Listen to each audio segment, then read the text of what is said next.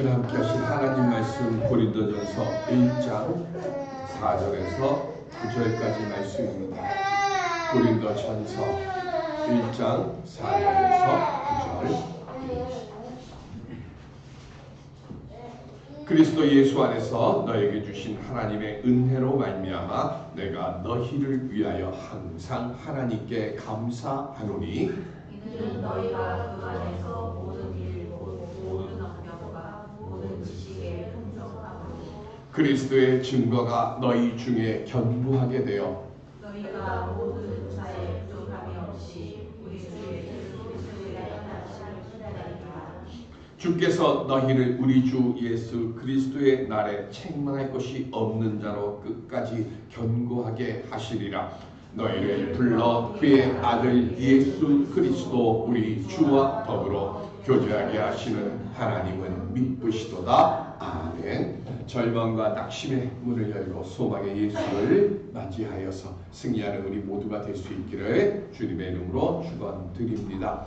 우리 몸에는 온갖 병균들이 다 들어 있습니다. 암세포도 물론 그 안에 있죠. 컨디션이 좋고 건강할 때는 그 병균들이 그냥 숨어만 있습니다. 그러다가 우리 몸이 많이 피곤하거나 또는 스트레스를 받아서 지쳐버리게 되면 그 숨어있던 병균들이 활동을 왕성하게 해서 병에 걸리는 겁니다. 병균은 다 가지고 있는 거예요. 다만 내가 내 몸이 그거를 누르고 있거나 누르지 못하느냐 그 차이만 있을 뿐입니다. 마찬가지로 우리의 영도 마찬가지입니다. 내가 영적으로 성령이 충만해질 때는 마귀가 아무리 날뛰어도 내 삶에 침투하지 못합니다. 마귀는 처음부터 끝까지 우리가 태어나서 하나님 나라에 가는 그 순간까지 한순간도 쉬지 않고 우리를 공격해요. 그런데 내가 심령이 성령이 충만해져 있고 그리고 내가 영적으로 강하니까 그것이 나를 침노하지 못하는 겁니다. 그런데 내가 믿음이 흔들리고 영적으로 내가 약해지면 그 틈을 타서 그 순간순간 내 삶과 내 감정과 그리고 내 성품을 지배하려고 합니다. 우리가 그래서 영적으로 충만해지지 않으면 마귀가 우리를 찾아와서 공격하고 그러다 보면 그때는 내가 지금 마귀의 시험에 들린지는 몰라요. 그냥 내가 화내고 그냥 내가 마음이 흔들리고 이렇게만 생각하게 되는 거예요. 그러다가 어느 순간 한참 시간이 지나고 난 뒤에 보니까 이게 마귀가 역사한 거구나 하고 나중에 뒤늦게 깨닫게 됩니다. 그래서 바울이 말씀합니다. 에베소 6장 10절로부터 17절까지 뭐라 그래요? 전신갑주를 두르고 마귀의 공격에 뭐 하라고요? 맞서라 그래요. 그런데 우리가 알아야 될 것이 있습니다. 에베소 6장 10절로 17절에 보면요. 투구를 쓰고 방패를 앞에 차고 그리고 흉배를 두르고 그리고 말씀의 검을 두릅니다. 근데 이게 어디를 향해 있는 걸까요? 다 앞을 향해 있어요. 그러면 다르게 얘기하면 뭐죠? 뒤를 공격하면 우리는 방어할 능력이 없어요. 그렇죠? 그러니까 에베소서에 있는 말씀대로 우리가 생각하시면 돼요. 마귀는 뒤로 공격하지 않습니다. 어디로 공격해요? 앞으로 공격합니다. 그러니까 우리 뭐예요? 주님 뜻대로 살기로 했네. 주님 뜻대로 살기로 했네. 뒤가 뭐죠? 맨 마지막이? 뒤돌아서지 않겠네. 이렇게 되어 있잖아요. 우리가 뭐 하는 거예요? 우리가 말씀 묵상하고 예배드리고 기도하고 하는 거는 지금 뭐 하는 거예요? 마귀하고 맞서는 거예요. 그런데 내 마음에 시험이 들어오고 내 마음에 의심이 들어오게 되는 그 순간부터 우리는 어떻게 되는 거예요? 마귀하고 맞서고 있던 내 모습이 뒤돌아서는 거예요. 구약 성경에 보면 하나님이 반드시 진멸하라고 하는 백성이 있습니다. 민족이 있습니다. 어디죠? 출애굽기 17장에 보면 여호수아가 전쟁을 하러 가고 모세가 산꼭대기에 올라가고 아론과 훌이 옆에서 팔을 붙잡아주고 누구하고 싸울 때? 아말렉 족속하고 싸울 때. 사울이 하나님으로부터 버림을 받습니다. 누구하고 싸울 때요? 아말렉 족속하고 싸울 때. 성경에서요, 아말렉 족속은 반드시 진멸하라고 하나님이 구약성경에 말씀하세요. 왜 그럴까요? 여러 번 우리가 봤어요. 성경 말씀은 신명기 25장 18절 시작. 곧 그들이 너를 길에서 만나 내가 피곤할 때 내 뒤에 떨어진 약한 자들을 쳤고 하나님을 두려워하지 아니하였느니라. 아멘. 사단은요, 누구를 공격한다고 그랬어요? 영적으로 약한 사람들. 예수나 믿는다고 그래서 교회 나오고 신앙생활하고 말씀 묵상하고 기도생활하는 그런 사람들이 마귀가 공격할 때는 하나님의 전신갑주를 입고 앞으로 있기 때문에 마귀가 공격을 해도 우리가 넘어지지가 않아요. 그런데 예수 믿다가 내가 시험당해. 근데 예수 믿다가 시험당한 거 10중에 9은 뭐냐면요, 사람과의 문제고 자기 문제 때문에 시험당. 주님은, 하나님은 절대로 우리를 시험하시지 않아요.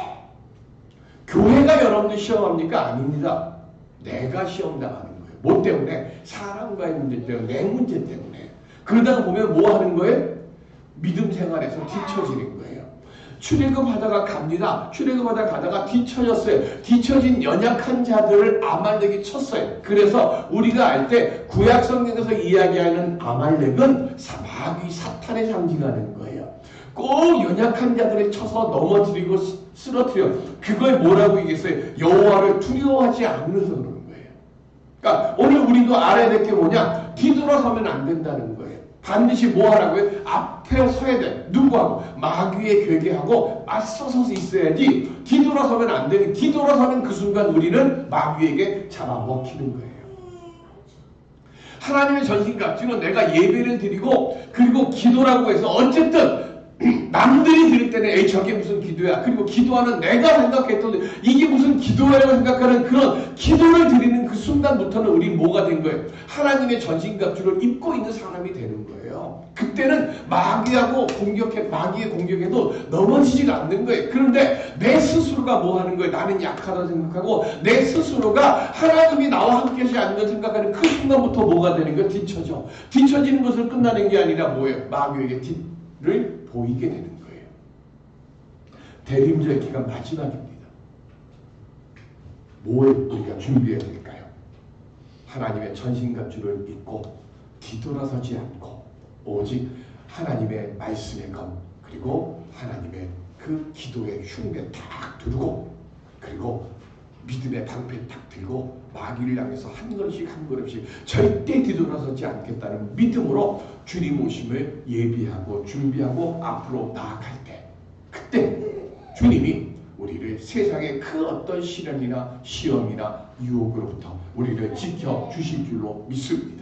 내가 믿음으로 앞으로 한 걸음 나가서 십자가 군명되어서 천정문만 바라보며 앞으로 한 걸음씩 나갈 때에 모든 사단의 괴계, 질병과 궁핍의 시험과 시련을 반드시 이길 수 있도록 성령께서 우리에게 능력 주시고 우리에게 힘 주시고 우리와 함께 하실 줄로 믿습니다. 이 대림절 기간 이 은총을 얻는 우리 모두가 될 수 있기를 주님의 이름으로 간절히 축원드립니다. 어떻게 하면 그런 은총 얻을 수 있을까요? 바울 당시에 고린도는요 그리스 3대 도시였어요. 우리 그리스 3대 도시 알죠? 첫 번째 제일 큰 도시 아테네, 두 번째 스파르타, 그죠? 그리고 세 번째 고린도입니다. 고린도는요 물질이 차고 넘쳐났어요. 물질만 차고 넘쳐나는 게 아니라 물질이 차고 넘치다 보니까 모두 같이 차고 넘쳐요. 향락과 유흥도 차고 넘쳐. 그래서 거기 설교요약집에 써놨는데 코린티아 조마이라고 하는 말이 있습니다. 이게 무슨 말인가 하면 고린도 사람처럼 행동한다 이 뜻이에요. 그러면 고린도 사람처럼 행동한다 이 말의 뜻이 뭘까요? 저 음탕한 놈이 저 물란한 사람이야 이 뜻이에요. 그만큼 뭐한 거예요? 고린도라고 하는 도시 자체가 뭐하는 곳이에요? 음탕한 곳이에요. 물란한 곳이에요. 그곳에서 바울은 음란하며 물질적으로 풍요를 구가해서 그러다 보니까 음란하고 물질적으로 모든 것들이 차고 넘쳐나면 반대로 뭐가 캄캄해질까요? 영적으로 캄캄해져요. 영적으로 캄캄해진 그곳에 지금 사도 바울이 생명의 조그마한 빛을 비추기 위해서 고린도 교회를 그곳에 세웁니다. 그리고 바울이 고린도 교회를 세우면서 얼마 동안 계셨다고 그랬어요? 1년 6개월을 계셨습니다. 다른 것, 우리가 알아야 돼. 데살로니가 같은 데는 2주일밖에 못 있었어요. 다 해서 3주. 그리고 갔는데 데살로니가에 교회가 세워졌어요. 그런데 고린도는 너무 타락한 도시라 가지고요. 바울이 그곳에서 1년 6개월을 머무셔요. 그리고 우리가 알다시피 고린도 전서가 몇 장이에요? 16장. 고린도 후서가 13장. 가장 골치 아파. 이건 세상에서 이렇게 문제 많은 교회가 없어요. 아볼로파, 게바파, 바울파, 나중엔 심지어서는 그리스도파까지 나올 만큼 파벌이 생기고, 이건 다 이해를 하는데 성적으로 물러난 일들이 또 넘쳐나는 거예요. 그곳에서 지금 바울이 편지를 쓰는 거예요.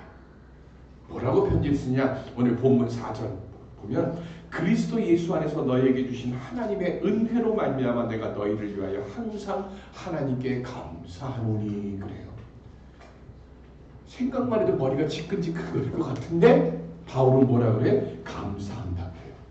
분쟁과 다툼이 쉼없이 일어나고 부끄러운 문제들이 차고 넘쳐나는 그 교회를 보면서요. 바울은 도대체 어떻게 하나님께 감사한다고 지금 말할 수 있을까요? 바울은요. 사람들의 문제들이나 단점을 본 게 아닙니다. 뭘 봤을까요? 그럼에도 불구하고 그들에게 부어주신 하나님의 은혜를 봤어요. 우리가 알아야 될 것이 뭐냐? 아무 문제가 일어나지 않는 공동체는요. 세상에 없어요. 아무 문제가 없는 공동체는 저희 때만 해도 이게 참 편했는데, 그죠? 마무리밖에 없어요. 근데 지금 마무리가 엄청 좋아졌잖아. 그죠? 옛날에 저희 때, 어렸을 때 저희는 마무리하면 뭐예요? 공동묘지. 그죠? 세상에서 아무 문제가 없는 곳은 무덤밖에 없어요. 사람들이 사는 곳에서는요, 2명이 모이면 2명 안에서 문제가 생기고요. 10명이 모이면 10명이 모인 곳에서 문제가 생겨요. 교회는 하나님의 이름으로 모여서 예배를 드리지만 그곳에 예배를 드리러 모인 여러분들은 다 뭐예요? 허물 많은 문제를 가지고 있는 사람들이에요. 각기 살아온 환경이나 모든 것들이 다 다르기 때문에요. 공동체에 모이면 하다못해 한 피마다 한 몸 있는 형제자매가 모인 집에서도 끊임없이 문제가 일어나고 사단이 일어나는데 어떻게 교회 공동체가 조용할 수 있겠습니까? 문제는 다 일어나는 거예요. 문제는 우리가 하나님의 은혜로 그거를 볼 수 있느냐 아니냐는 거예요. 우리가 기억해야 될 것은 뭐냐? 하나님께서 우리 만남의 교회를 시작하셨어요. 믿으십니까? 참 아멘이 안 나와요. 하나님이 우리 만남의 교회를 시작하셨잖아요. 그러면 이 만남의 교회를 지금도 이끄시는 줄로 믿으십니까? 아멘. 그러면 이 만남의 교회를 완성하시는 것도 믿으십니까? 아멘. 우리가 알아야 될 건 그거예요. 고린도 교회가 문제가 많지만 하나님은 이 고린도 교회를 시작하실 때요. 이 고린도 교회를 이루시고자 하시는 하나님의 거룩하신 뜻이 있었어요. 그 뜻을 이루시기 위해서요. 사람들이 있는 곳에는 문제도 많고 그리고 세상 부끄러운 일들도 막 일어나는데 그게 다 뭐 안에 있는 거예요? 하나님의 은혜의 섭리 안에 다 있다는 거예요. 그래서 바울이 지금 이 고린도 교인들을 보면서 지금 뭘 얘기하는가? 하나님께서 비록 문제가 많아서 쓰러질 것 같고 위태위태할 것 같지만 다 뭐 하는 거예요? 하나님이 시작하셨기 때문에 하나님께서 붙들어 주실 것이고, 그리고 결국은 뭐냐? 하나님으로부터 은혜를 인정받는 이 교회로 만들 것이고, 하나님의 인정받는 머릿돌 교인들로 여러분들이 세워주실 줄을 바울은 은혜 속에서 본 거예요. 그걸 봤기 때문에 지금 뭐라 그러는 거예요? 감사하노라 라고 말하는 거예요. 목사인 저도 여러분들이 보고 또 여러분들이 목사인 저를 봐요. 서로 다 부족한 게 많아. 그런데 부족하고 허물하고 단점만 보기 시작하면 뭐가 되는 거예요? 원불교 되는 거죠. 원망과 불평과 그리고 그 모든 걸 이루는 교만함이 차고 넘치는 거예요. 그런데 우리는 뭐로 봐야 된다고요? 은혜의 눈으로 봐야 돼요. 은혜의 눈으로 보면 뭐예요? 부족하고 허물 많은 우리 공동체라도 하나님 뭐 하신다고요? 붙들어 주실 것이고, 하나님의 거룩한 역사를 이루시도록 은혜로 완성시켜 주실 것을 우리는 믿기 때문에 지금 여기 와서 예배 드리는 거고요. 그리고 10년, 10년들을 위해서 기도하는 거예요. 그리고 그 기도가 언젠가는 성령의 뜻 안에서 응답되어질 것이고, 제가 늘 말씀드리죠. 매일 교회에 올 때마다 저는 이곳에서 기도하면서 하나님 이 자리가 채워지도록 주님 응답해 주실 줄을 믿습니다라고 기도합니다. 그리고 이 자리, 이 드럼 자리, 하나님께서 예배해 주신 귀한 심령이 있을 줄을 믿습니까? 주님 이곳도 채워주시옵소서라고 기도합니다. 목사인 저만 기도하면 안 되고 여러분들도 함께 그렇게 기도해 주시기 바랍니다. 매일 기도하는데 아침에 그 기도하는 거 30초면 되잖아요. 혼자 기도할 때보다 여러분들이랑 함께 기도하면 그 응답의 역사가 더 빨리 오시지 않겠습니까? 하나님이 은혜로 완성하시는 거예요. 우리의 부족함 때문에 우리가 반드시 기억해야 될 건 하나님의 은혜나 계획이 사라지거나 흔들리지 않는다는 거예요. 바울은 그걸 알고 있었기 때문에 하나님의 섭리를 이루시는 은혜의 손길을 자기 스스로가 체험했기 때문에 그는 하나님께 감사한다고 고백하는 거고, 저도 여러분들 때문에 감사합니다라고 날마다 감사의 기도를 드리는 거예요. 그리고 그 역사를 이루시기 위해서 7절에 보면 하나님이 우리에게 뭘 주셨다고 그러냐면 은사를 주셨다고 말씀합니다. 제가 여러 번 말씀드렸어요. 은혜는 뭐라고요? 내가 받았는지 안 받았는지 몰라. 근데 하나님이 모든 사람들에게 다 베풀어 주시는 것, 그게 은혜. 그러니까 우리는 은혜를 구하면 된다 안 된다? 안 된다. 왜? 내가 구하든 안 구하든 은혜는 주시는 거니까. 주시는 거에 뭐 달라고 그래요. 그건 잘못된 거죠. 그러면 우리가 구해야 될 게 두 가지가 있어요. 하나는 은사가 있고 하나는 은총이 있어요. 은총이 뭐라고 그랬어요? 은총이 뭐예요? 수많은 사람들 중에 저 사람은 하나님으로부터 특별한 보살핌을 받는 사람이구나 하는 것을 알게 해주시는 것, 그게 은총이에요. 오늘 얘기 나오는 은사는 뭐예요? 은사가 뭐죠? 자, 예언의 은혜라고 합니까? 은사라고 합니까? 은사라고 합니다. 방언의 은사라고 합니다. 가르침의 은사라고 합니다. 뭐예요? 하나님의 영광을 드러내게 하시기 위해서 하나님께서 우리에게 베풀어 주시는 능력이에요. 그 문제 많은 고린도 교회에 하나님이 특별한 능력으로, 특별한 선물로 주신 거예요. 문제 많고 허물 많은 사람들이지만 그렇게 은사를 주신 이유는 하나예요. 아까도 말씀드렸어요. 하나님의 몸된 교회는 하나님 뭐 하신다고요? 왜 대답? 3분 전에 얘기했잖아요. 하나님의 모든 교회는 하나님이 뭐 하신다고요? 시작하신다고 그랬잖아요.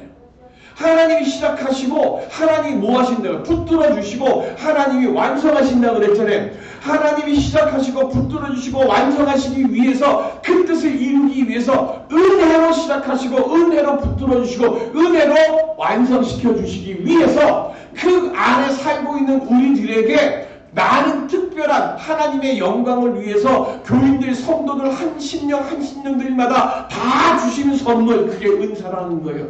고린도 교인들에게 하나님의 거룩한 뜻을 드러내게 하기 위해서, 하나님의 거룩하신 일을 완성시키기 위해서 우리 눈으로 볼 때는 허물 많고 문제투성이지만 하나님의 거룩한 능력을 선물로 다 주셨다는 거예요.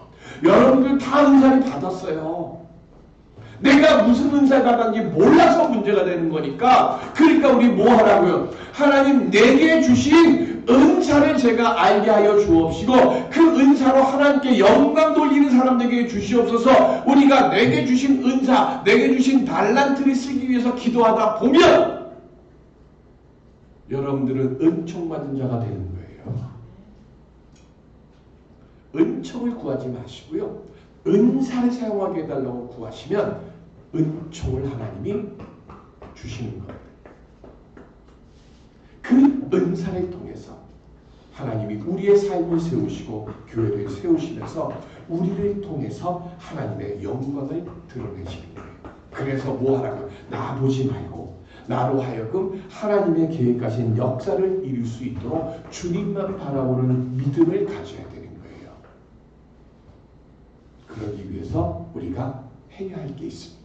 누가복음 3장 5절 시작. 모든 골짜기가 메어지고 모든 산과 작은 산이 낮아지고 굽은 것이 곧아지고 험한 길이 평탄하여질 것이요. 그랬어요.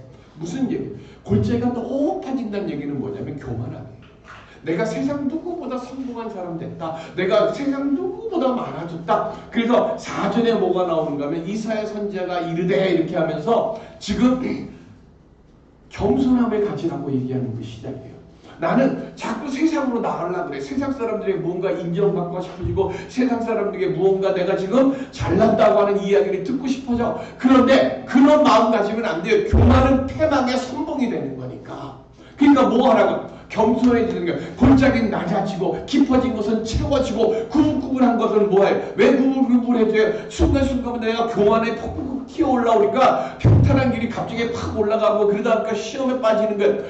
뭐 해야 돼? 낮추려고 자꾸 내 마음을 내가 겸손함으로 주님 앞에 나 자신을 내려갈 때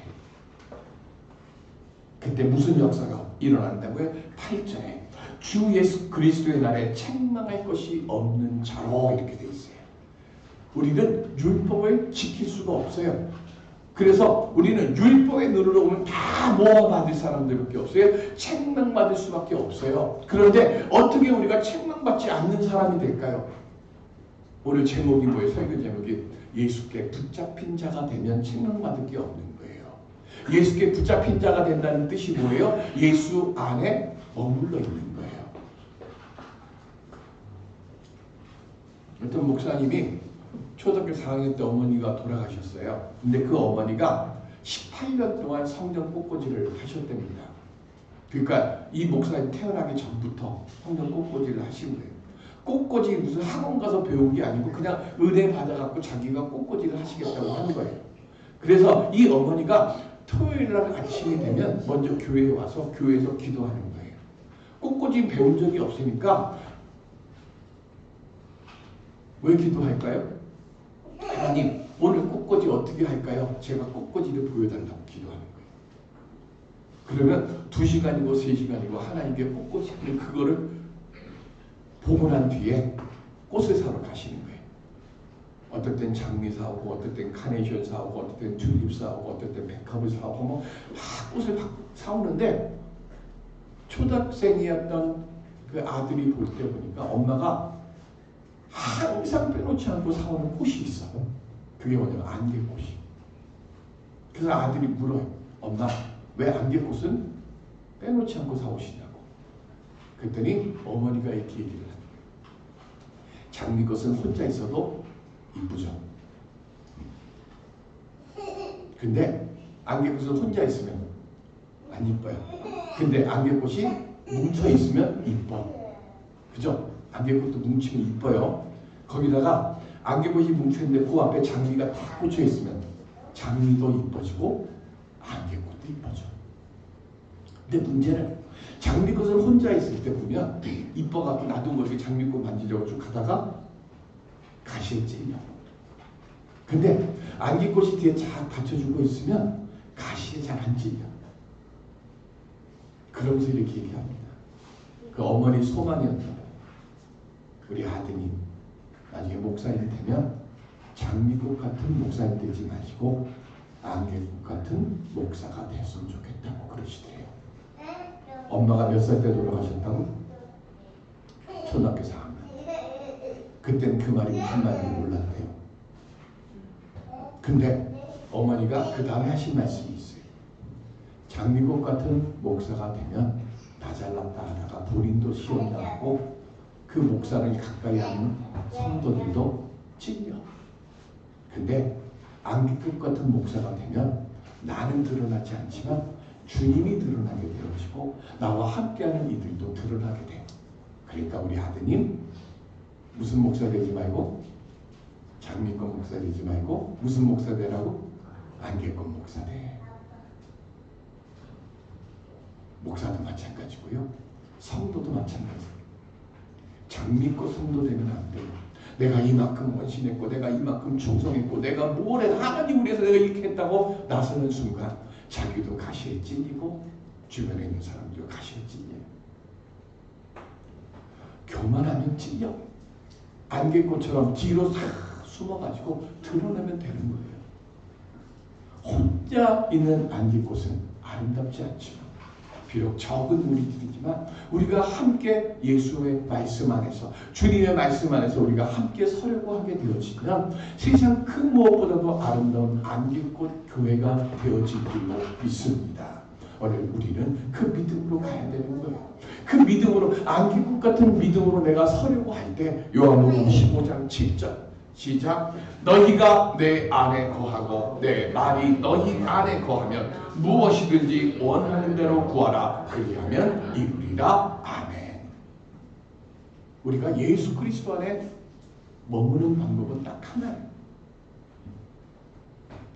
성경 말씀을 읽는 중에 하나님의 음성 들리게 해 주옵소서. 그리고 이 부족한 종이 하나님의 말씀을 선포하지만 이 설교 말씀을 듣는 중에 하나님의 음성이 들려지게 해 주옵소서. 그 마음으로 우리가 말씀을 읽고 말씀을 들을 때에 그때 주님이 내 안에 계시게 되어지고 그때에 주님이 그 역사함을 통해서 우리가 바라고 원하는 말을 이룰 수 있도록 성령이 강하 감동케 하여 주셔서 우리로 하여금 새 역사를 이루는 그 은총의 역사로 우리와 함께 주실 줄로 믿습니다. 우리는 뒤돌아서면 안 되는 거예요. 오직 뭐하여 말씀 붙잡고 십자가 군병돼서 앞으로만 나가려고 하면 되는 거예요. 그런데 이거를 가로막는 게 있어. 나사로가 죽고 나서 예수님이 찾아오셨습니다. 그때 마르다가 먼저 예수님을 만났어요. 그때 마르다가 예수님에게 뭐라고 말씀하시죠? 주님이 여기 계셨더라면 내 오라버니가 죽지 않았을 것입니다. 그래요. 그 다음에 마리아가 나옵니다.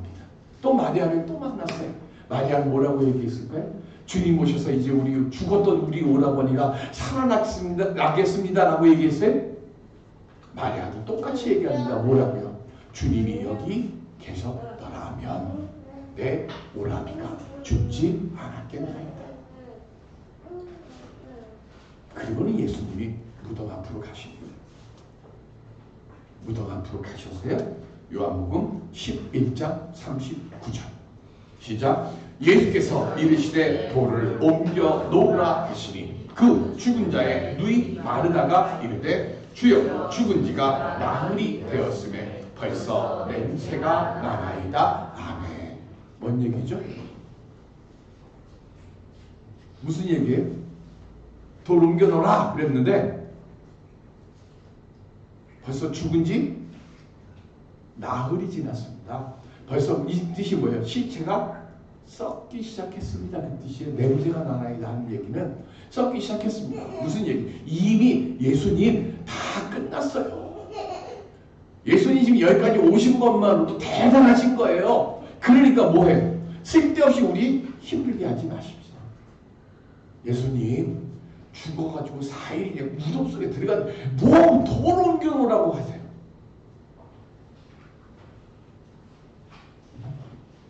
예수님이 무덤에 돌을 옮겨놓으실 수 있는 능력이 있으실까요? 없으실까요?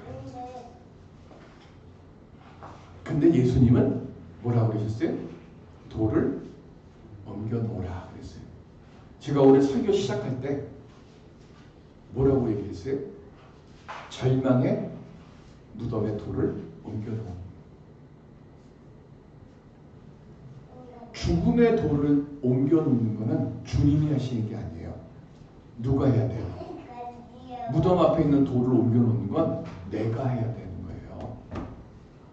주님이 하시는 일은 뭐예요? 무덤에 돌을 옮겨놓은 뒤에, 무덤에 돌이 막혀있을 때 안 하셨어요? 무덤에 돌이 옮겨진 뒤에 뭐라고 하셨어요? 알잖아요. 이거 찾아야 돼요. 나사로야 나오너라 그랬어요. 무덤의 돌을, 절망의 돌, 낙심의 돌, 죽음의 그 무덤은 가로막은 건 내가 옮겨놔야, 그래야 나사로야 나오노라 하는 말씀이 선포되는 거예요. 내가 끝났다고 생각하고 된다 안 된다를 내가 자꾸 판단을 한다 보면 주님의 역사가 일어날 수가 없어요. 그래서 지금 예수님이 말씀하시는 거예요. 돌을 옮겨놓으라고요. 돌을 옮겨놓는 그 일만 우리는 하면 돼요. 된다는데 말씀하시지 마시고요. 부르시고 살려내는 일은 주님이 하시는 거예요. 근데 왜 우리가 된다 안 된다 왜 판단해? 주님이 여기 계셨더라면, 주님 이미 죽은 지 나흘이라서 냄새가 나는가, 주님은 지금 그 말씀 들으시려고 우리 곁에 오신 게 아니에요. 이곳에, 우리 예배드리는 이곳에 주님이 계시는 거 아니에요. 우리에게 지금 주님이 부탁하시고 명하시는 것은 하나요. 안 된다라고 생각하는 거, 죽었습니다, 끝났습니다라고 생각하는 그 무덤에 돌을 옮겨놓는 일만 하라고 말씀하시는 거예요. 믿음 가지고 나오라는 거예요. 소망 가지고 나오라는 거예요. 기도의 제목 가지고 나오라는 거예요. 말씀 듣는 시간에 주님 음성 듣기를 사모하는 심령만 가지고 나오라는 거예요. 그러면 그곳에서 뭐 하라고요? 나사로야 나오라고 하는 주님의 선포의 말씀이 나오는 것이고, 맨 마지막에 뭐라고 말씀하셨는가? 나사로가 나온 뒤에 풀어 돌아다니게 하라고 말씀하시거든요. 중요한 건 그겁니다. 내가 움직이면 돼. 붕대 싸고 시체가 썩어갖고 여기저기 혹시 썩은 흉내가 날지도 몰라요. 그러나 중요한 건 뭐예요? 풀어서 놓아 다니게 하라는 거예요. 하나님의 말씀의 권능의 역사가 이렇게 살아 움직입니다. 이것만 증거하라는 거예요. 그러면 나머지는 주님이 책임주시는 거예요. 주님이 우리를 세우셨습니다. 그리고 우리를 붙드셨습니다. 그리고 우리로 하여금 완성시키시려고 지금 이곳에 우리를 불러주신 줄로 믿습니다. 우리는 한 가지만 합시다. 된다 안 된다 말씀하지 마시고 무덤에 돌을 옮겨놓는 그 믿음만 가지고 하늘 향해서 앞으로 나아가면 질병도 고침받고 죽음 같은 절망도 해방되어질 줄로 믿습니다. 그 역사를 만들어가는 우리 모두가 될 수 있기를 주님의 이름으로 축원드립니다. 은혜의 아버지 하나님, 말씀하옵소서. 듣겠나이다, 행하겠나이다. 백부장의 믿음과 돌물을 옮기는 믿음의 결단이 갖는 우리들 되게 하여 주셔서 절망과 낙심과 질병도 이기고 승리하는 우리 모든 만남의 예배자들 되게 하여 주시옵소서. 예수님의 이름으로 기도드립니다. 아멘.